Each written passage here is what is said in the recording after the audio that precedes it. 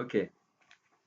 J'étais en train de lire ce livre parce que je suis en train de faire une recension en missiologie 1 sur le chapitre 11 du coup, parce qu'on avait différents chapitres à notre disposition pour faire la recension. Et moi j'ai choisi le chapitre 11, mission et culture. Hein, évidemment, parce que bon, je ne l'ai pas encore présenté sur cette chaîne, mais j'ai un appel fort pour le Japon.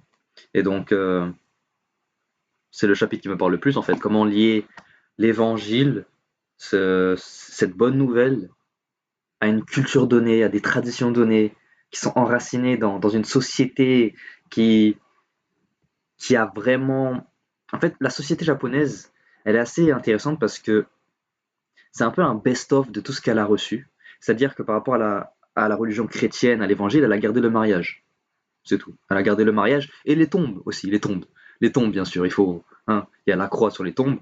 Et puis, euh, comme ils ont trouvé beau le mariage chrétien dans des églises, avec les vêtements en blanc, ils les ont pris. Donc ils ont pris ça, mais ils rejettent le Christ, ils rejettent tout ça. Ils ont pris un peu de bouddhisme, de religion de l'islam. Ils font un mélange. Mais tout ça autour de leur tradition à eux, vraiment hindouiste et tout, et de leurs ancêtres. Et du coup, j'ai vraiment apprécié ce livre. C'est pour ça que je fais une vidéo très rapide pour le présenter un peu. Parce que en fait, je pense qu'après les examens, quand j'aurai vraiment le temps, je vais le lire en entier. J'ai le volume 2 un peu derrière. J'ai le volume 2, donc le 2, c'est vraiment la partie pratico-pratique de la Bible et de la mission.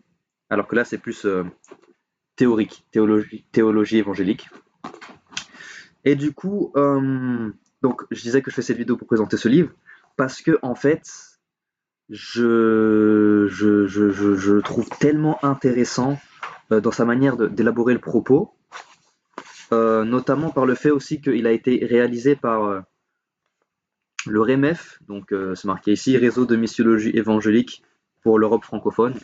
En fait, c'est une organisation qui regroupe différents auteurs théologiens et Anne Weir, du coup, qui est le directeur, on va dire, de cette œuvre, a regroupé tous ces écrivains, tous ces auteurs, afin de créer ce livre. C'est-à-dire que chaque auteur a été assigné à un chapitre, j'imagine un chapitre qu'il connaît, dont ce sujet le convient, lui parle, et du coup, ils ont eu. En fait, c'est un ouvrage collectif. C'est ça qui est beau. C'est un ouvrage collectif. Et ils ont passé plusieurs entretiens à corriger, à donner leur avis par rapport aux autres, afin de modeler tout ça dans un livre qui soit objectif. Voilà. Et du coup, j'aime beaucoup cet aspect. Parce qu'un livre qui est écrit par un seul auteur, bon, il écrit ce qu'il veut. Il écrit ce qu'il veut. Et en plus, quand on le lit, je sais pas où j'ai entendu ça, mais quand tu lis un livre, ça a plus d'autorité sur toi que de regarder une vidéo par exemple, parce que c'est de la lecture, parce que c'est travaillé. Et donc ça a plus d'autorité sur toi, plus d'efficacité dans sa parole, et donc c'est plus facile d'écouter ce qui est dit dans le livre et d'y adhérer. Et donc quand c'est une personne seule qui écrit, bah elle peut dire ce qu'elle veut, tu vois. Mais là, comme c'est des dizaines d'auteurs qui écrivent ensemble, et qui en plus ont passé plusieurs réunions afin d'analyser les textes de chacun, de l'un et de l'autre, on a une pépite, tu vois, on a une pépite. Franchement, j'ai lu que le chapitre 11 pour l'instant. J'ai lu la préface, l'introduction et le chapitre 11, justement pour ma recension. Et je peux déjà dire que ce livre, c'est une pépite. Non, mais c'est une pépite parce que rien que dans le chapitre 11, je vais essayer de vous trouver un passage assez intéressant que j'ai pu surligner. Euh, mais c'est incroyable. Hein. Je vais lire un truc très rapidement. Alors là, il parle de l'outillage conceptuel, des rapports de conflit, aborder la question d'un point de vue théologique, le christianisme. On va lire ça.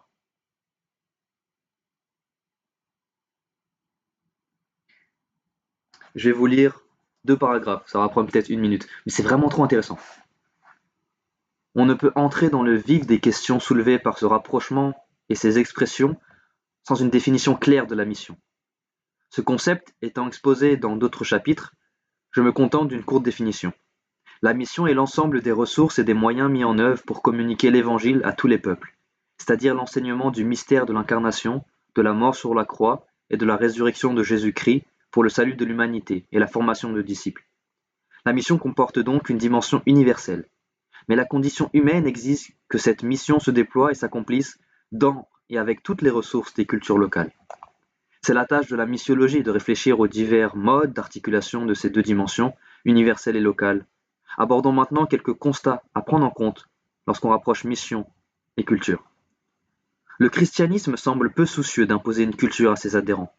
Il y a certes des courants intégristes qui ont imposé des tenues vestimentaires ou des habitudes en rupture avec la culture des groupes évangélisés, mais un simple survol des peuples qui compte une proportion importante de chrétiens amène à la conclusion que le christianisme n'a pas cherché à construire l'identité de ses adeptes avec des matériaux culturels.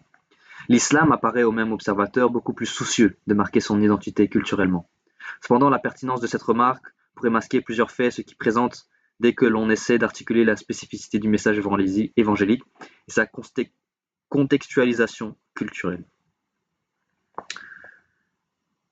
C'est intéressant, parce qu'en fait, ici, il dit que le christianisme n'a pas cherché à construire l'identité de ses adeptes avec des matériaux culturels. Pourtant, on remarque quand même que, notamment le christianisme occidental, s'est imposé dans certaines cultures. Après, je pense qu'il fait la distinction avec le christianisme évangélique. Parce que le christianisme catholique s'est imposé. Ça a imposé une tradition, ça a imposé des manières de voir le monde. Parce qu'en fait, quand on amène l'évangile, il le disait un peu plus tard, je ne sais plus dans quelle page, mais quand on amène l'évangile à une population, on amène aussi intrinsèquement sa culture. Pourquoi? Parce que c'est la vision dont on a compris l'évangile, la parole.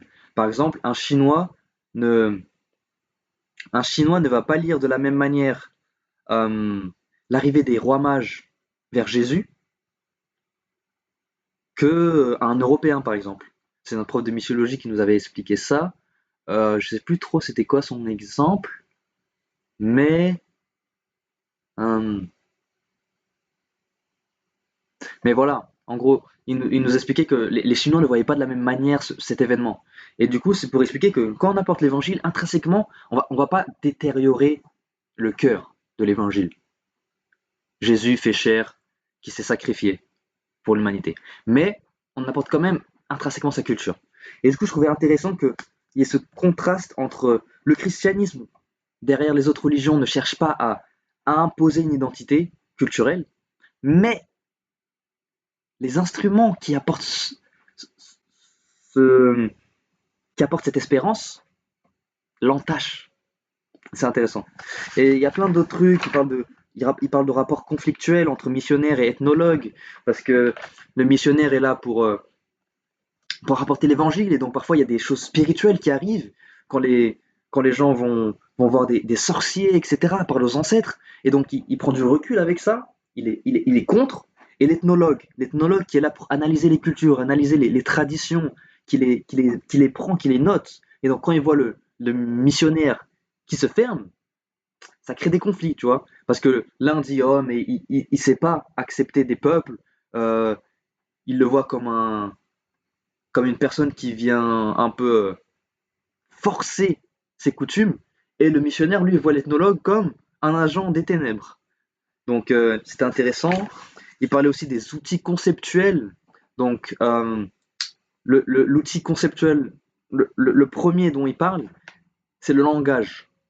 Parce qu'il explique en fait que apporter l'évangile dans un langage seulement biblique, ça ne marche pas. Parce que dans toutes les cultures, il y a des langues, il y a des mots, il y a un sens à donner à chaque mot. Et qu'en fait, là, l'ethnologue, il avait un pas d'avance sur le missionnaire, parce que lui, son but, c'est les catégories théologiques qui sont la plupart du temps tirées du langage biblique. Celles des anthropologues se construisent de manière à pouvoir opérer dans tous les contextes culturels sans véhiculer de jugement de valeur.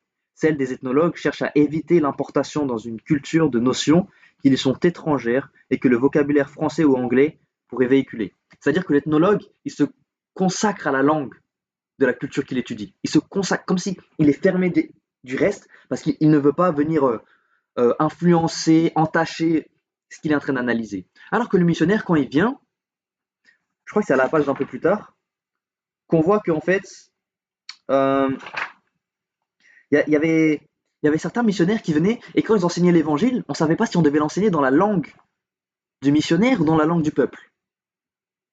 Ça devrait même pas être une question finalement avec ce qu'on voit. Ça devrait être enseigné dans la langue du peuple. Mais il y avait cette question de est-ce qu'on l'enseigne pas dans la langue du missionnaire parce que il y a une volonté justement d'amener cette vision, cette culture. Et donc ce qu'il est en train d'appeler là les théologiens, les missionnaires, les futurs pasteurs qui iront dans d'autres pays, c'est à s'intéresser à ce langage en fait, à s'ouvrir aux sciences humaines. C'est vraiment ça le cœur de son chapitre. C'est missionnaire. Apprenez le langage des sciences humaines, apprenez le langage des ethnologues, parce qu'en fait on va apprendre beaucoup. On va se rendre compte qu'il y a des choses finalement qui ne résultent pas seulement du spirituel. Quand on a des barrières, des conflits où il y a des personnes qui résistent à donner leur vie à Jésus, c'est peut-être pas seulement spirituel. Et donner un exemple, ça peut être la famille. Ça peut être que dans certaines cultures, s'éloigner de la famille, c'est mal vu, c'est impossible. Et donc là, on se rend compte, ok, on peut dire qu'il y a une part de spiritualité dans ça, mais c'est culturel. Et il y a des termes ethnologiquement utilisés pour ça. Donc c'est vraiment pour montrer que ce livre est incroyable. Et ça, c'est juste dans le chapitre 11. Mais il est incroyable. Et donc finalement, il terminait son chapitre en parlant des tâches de la théologie, les tâches du missionnaire, quels sont nos devoirs. Le premier, évaluer les cultures, c'est-à-dire reconnaître ce qui est bon, ce qui doit rester et ce qui n'est pas bon. Pas avec un jugement critique en imposant sa vision des choses, mais une vision biblique, théologique.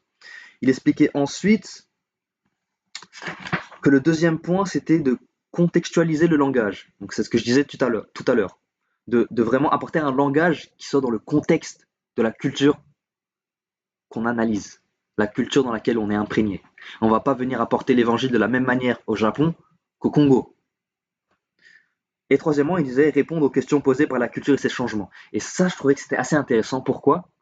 Parce qu'en fait, généralement, quand il y aura des questions de transhumanisme, des questions d'éthique, comme, comme on peut avoir avec l'homosexualité en ce moment ou d'autres trucs, ou même l'intelligence artificielle, quand ces questions viennent nous challenger, on a peut-être ce réflexe de se braquer, de dire non, c'est contre la parole, non, c'est contre l'évangile, non, c'est contre Dieu. Non, on veut rien entendre. Et là, en fait, ce qu'il est en train de dire, c'est que finalement, il ne faut pas être fermé, mais ouvert. Pourquoi? Pas ouvert à ce que ça change l'évangile, mais il dit, si la diversité des cultures et leur évolution impliquent des risques de dérapage pour la foi, c'est d'abord les questions que ces diversités et ces évolutions font surgir qui présentent un réel intérêt pour la théologie. Parce qu'en fait, c'est les questions que ça va amener qui vont nous permettre de réfléchir d'une différente manière, de comprendre les choses d'une manière dont on n'avait pas pensé. Les nouvelles expressions culturelles, qu'elles viennent du bout du monde ou qu'elles surgissent de situations nouvelles, permettent de revisiter des tests bibliques à nouveau frais. Et donner l'exemple de Mary Douglas qui, au Congo, a permis une nouvelle interprétation du livre du Lévitique par la culture congolaise et les questions que ça apportait. Et donc, je trouve ça assez intéressant, notamment pour moi qui désire aller au Japon, de se dire, mais finalement, qu'est-ce qui dans la culture japonaise vient challenger ma lecture des Écritures? Qu'est-ce qui vient la titiller et ne pas me fermer, mais m'ouvrir et me dire, ok, comment l'évangile ici a une réponse? Qu'est-ce que l'évangile essaye de dire par rapport à ça? Qu'est-ce que l'écriture en général, l'Ancien Testament essaie de dire par rapport à ça? Et ça permet d'étaler en fait sa vision théologique. Et ça, j'adore. Tout ça pour dire que ce livre, une pépite. Là, je vais continuer ma recension et, euh, et on se retrouve dans la prochaine vidéo. Prenez soin de vous, Dieu bénisse.